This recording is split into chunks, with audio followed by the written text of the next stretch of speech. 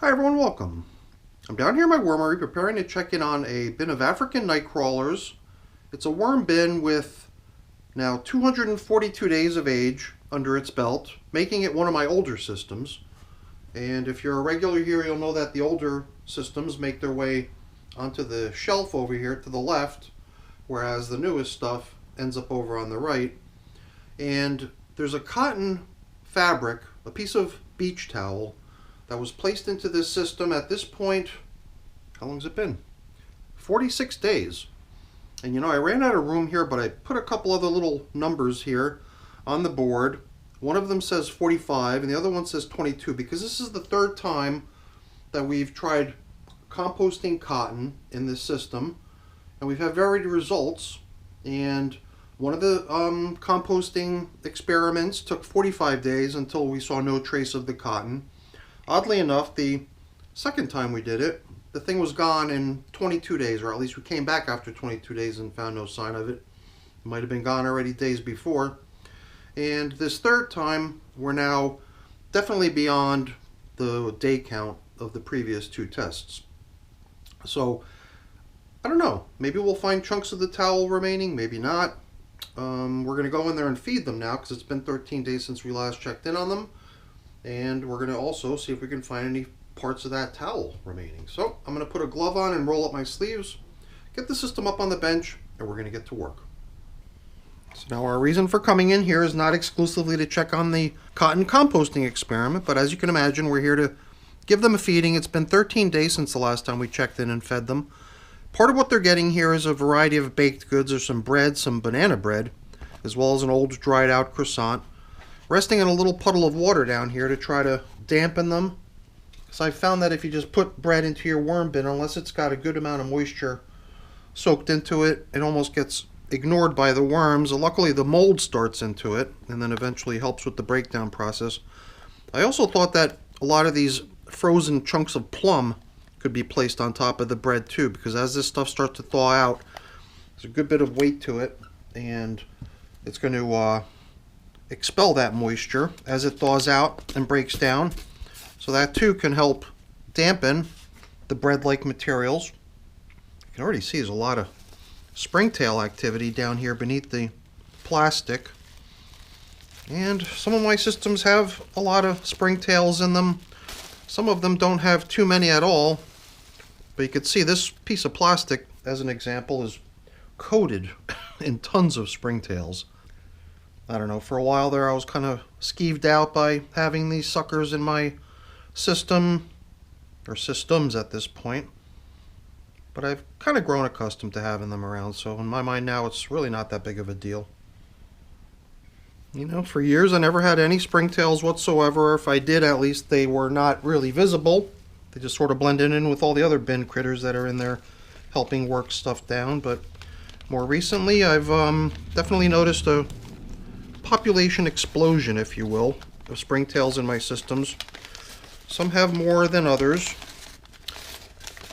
and my viewers are kind of mixed in terms of their feelings about having springtails in their systems.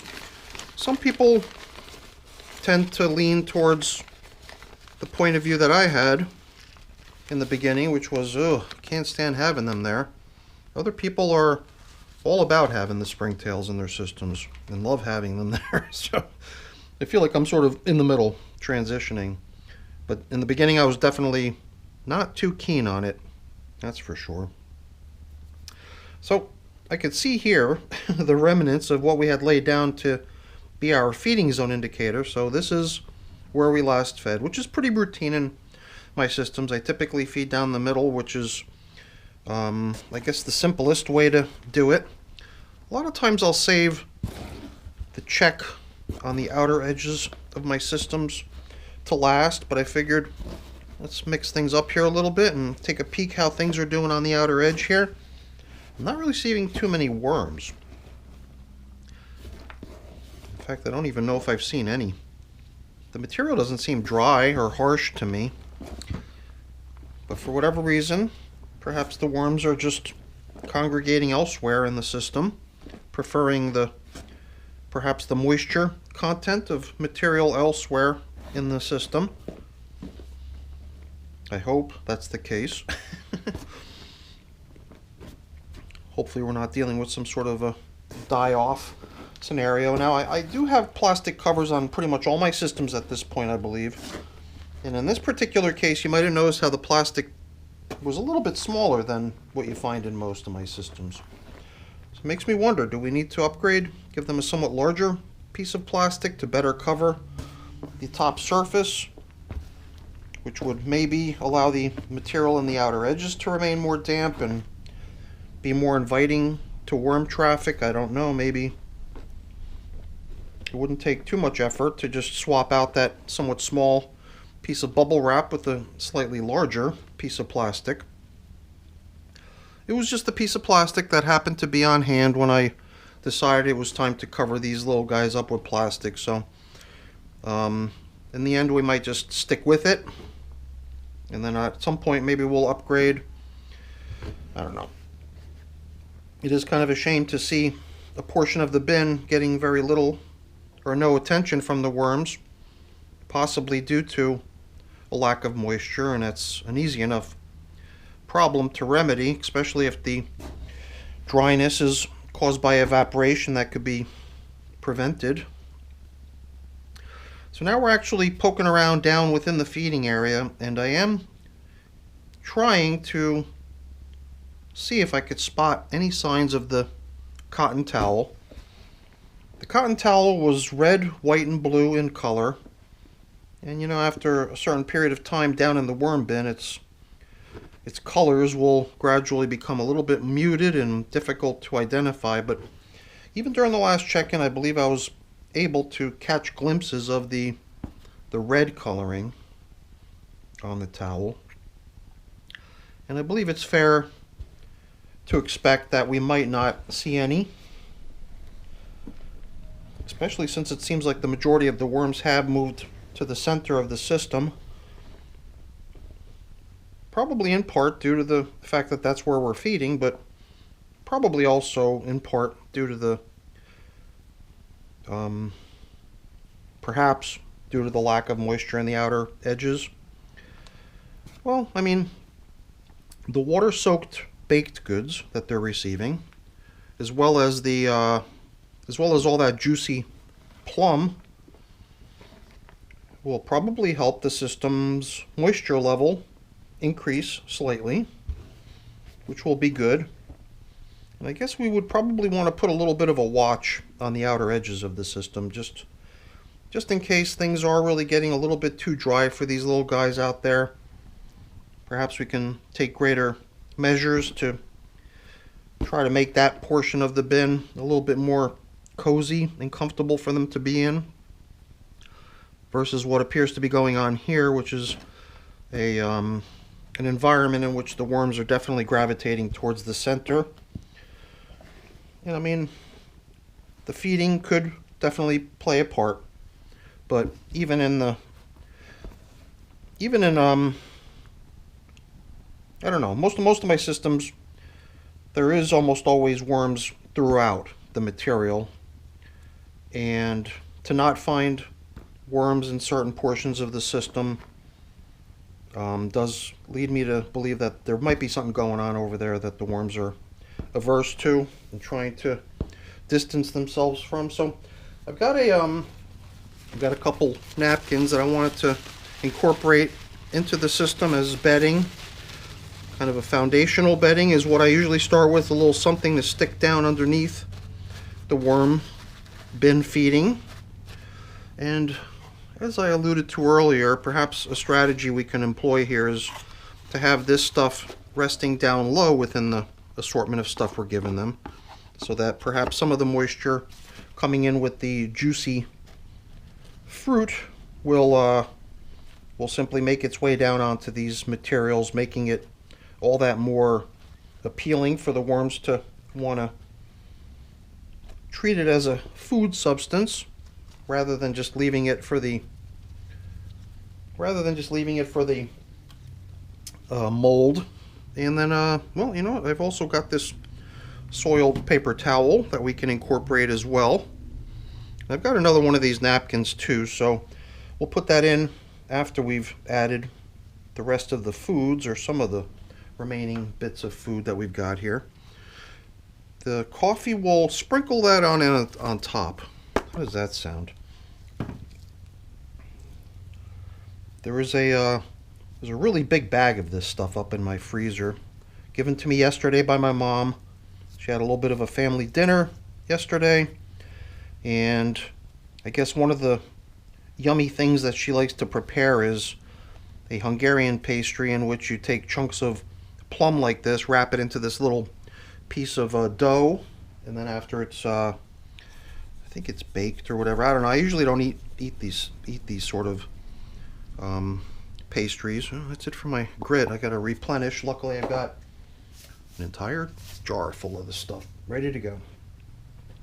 I don't know, for whatever reason, ever since I was a kid, I was never all that into pastries that have fruit in them. I guess with the exception of Fig Newtons.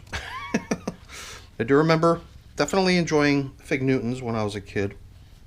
But in most cases, I was never too into cookies or pastries that have fruit in them. So that might be part of the reason I never really took a shine to these plum pastries that my mom makes. But when you watch the rest of the family go for that stuff, you could tell it's one of their favorites because they just go nuts for this stuff. So like I said earlier, I've still got a little bit more bedding type material that I wanted to include in today's feeding.